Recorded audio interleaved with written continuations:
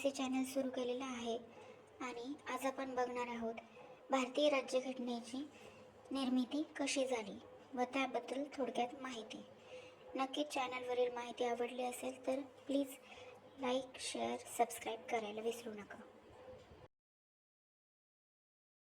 Hello everyone, मी आहे चंचल आणि आज आपण बघणार आहोत भारतीय राज्यघटनेची स्थापना कशी झाली व त्याबद्दल थोडक्यात माहिती.